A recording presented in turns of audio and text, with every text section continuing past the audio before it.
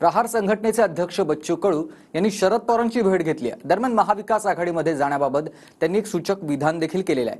तसंच भाजपचे माजी खासदार संजय काकोडे यांनी देखील शरद पवारांची भेट घेतली आहे। पाहूयात। राजकीय बिलकुल चर्चा नाहीये, कारण मी आलो होतो वैयक्तिकच कामासाठी। त्यामुळे माझ्या पक्षाच्या लोकांना जर माझ्यावर विश्वास नसेल तर मला त्याच्याशी काही घेणं देणं नाहीये। काकडे स्वतःचं स्पष्टीकरण स्वतःच देतील। अधिकृत पक्षाचा असा कुठला भेटीचा कार्यक्रम नाही। मुद्द्यासाठी काही करू, शेतकरी शेतमजूर दिव्यांगासाठी काही करू। बहुत देर हुई। त्यांच्या भूमिका ह्या रोज बदलणाऱ्या भूमिका असतात। त्यांनी जी काय राजकीय भूमिका असतात या त्यांच्या कधीच ठाम नसतात। आधी अजित पवारांचे आमदार, नंतर शिंदेंचे माजी आमदार आणि आता भाजपचे माजी खासदार संजय काकडेंनी शरद पवारांची भेट घेतली। पुण्यामधील मोदी बागेत संजय काकडेंनी शरद पवारांची भेट घेत त्यांच्यासोबत चर्चा केली। दरम्यान संजय काकडे आणि शरद पवार यांच्या भेटीनंतर पुन्हा एकदा राजकीय वर्तुळामध्ये वेगवेगळ्या चर्चांना तोंड फुटले। राजकीय बिलकुल चर्चा नाहीये, कारण मी आलो होतो वैयक्तिकच कामासाठी। त्यामुळे राजकीय चर्चेचा काही विषय झाला नाही। राजकीय संकेत काय जातात ह्याच्या पलीकडे माझा मित्र जो आहे त्याच्या मित्राच्या कामासाठी मी आलो इथे। त्यामुळे माझ्या पक्षाच्या लोकांना जर माझ्यावर विश्वास नसेल तर मला त्याच्याशी काही घेणं देणं नाहीये। मी फक्त माझ्या मित्रासाठी आलो। माझ्या पक्षाने विचारलं तर मी त्याचं स्पष्टीकरण योग्य आणि चांगल्या पद्धतीने देईन। आज भाजपचे प्रदेश उपाध्यक्ष संजय काकडे हे सुद्धा भेटून आले। त्यांनी भाजपच्या एकंदर कार्यशैली मला वाटतं काकडे स्वतःचं स्पष्टीकरण स्वतःच देतील। अधिकृत पक्षाचा असा कुठला भेटीचा कार्यक्रम नाही।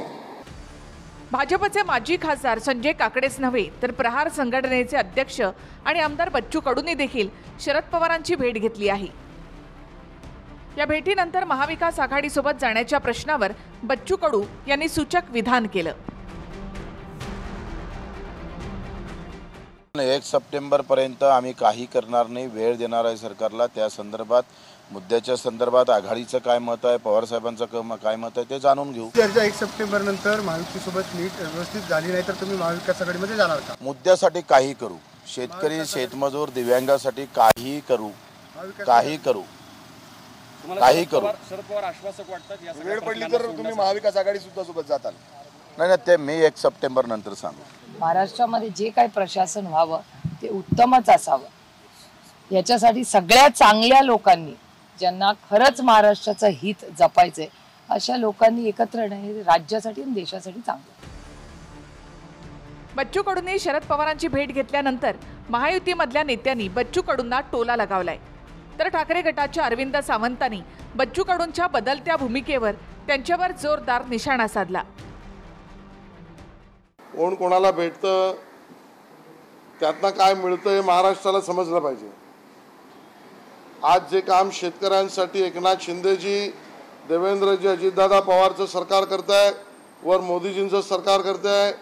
MS स्वामीनाथनच्या रिपोर्टच्या आधारावर MSP देत आहे, सन्मान निधी देत आहे, केंद्रही देत आहे, राज्यही देत आहे, युरिया देत आहे, पीक विमा कर्ज 1 रुपयामध्ये देत आहे। त्याचे निकष नियम बदलले आहेत। बच्चू कडूंनी याचा अभ्यास करावा आणि पवार साहेबांनी काय दिलंय याची माहिती घ्यावी। त्यांची राजकीय जी चाल आहे ती कधीच ठाम नव्हती, भूमिका ठाम नव्हती। ती आताही ठाम असेल असं मला वाटत नाही। महाविकास आघाडीमध्ये येण्याचा प्रयत्न केला, काय उपयोग आहे? आता बहुत देर हुई। त्यांच्या भूमिका ह्या रोज बदलणाऱ्या भूमिका असतात। त्यांनी जी काय राजकीय भूमिका असतात या त्यांच्या कधीच ठाम नसतात। मागील काही दिवसापासून सत्ताधारी पक्षातले नेते आणि शरद पवार गटाच्या नेत्यांमध्ये भेटीगाठी वाढलेल्या आहेत।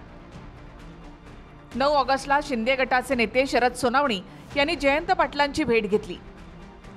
4 ऑगस्टला दादांचे माढ्यातील आमदार बबनराव शिंदे यांनी शरद पवारांची मोदी बागेत भेट घेतली। त्याच दिवशी केसच्या भाजपच्या माजी आमदार संगीता ठोंबरे यांनी सुद्धा पुण्यामध्ये जयंत पाटलांची भेट घेत त्यांच्याशी चर्चा केली होती। छगन भुजबळ यांनी देखील सिल्वर ओकवर जात शरद पवारांची भेट घेत त्यांच्याशी चर्चा केली होती। 20 जुलैला अजित पवारांचे आमदार अतुल बेनके यांनी सुद्धा शरद पवारांची भेट घेतली होती। प्रवीण माने आणि बाबाजानी दुराणी यांनी तर अजितदादांना धक्का देत शरद पवार गटामध्ये प्रवेश केला। विधानसभेच्या पार्श्वभूमीवर राज्याच्या राजकारणामध्ये हालचालींना वेग आलाय। भेटीगाठींचं सत्र चांगलंच वाढलेलं आहे। त्यामुळे या भेटीगाठीच्या माध्यमातून शरद पवारांच्या इन्कमिंगमध्ये वाढ होणार का हे पाहणं महत्त्वाचं ठरेल. Bureau report, TV9 Marathi.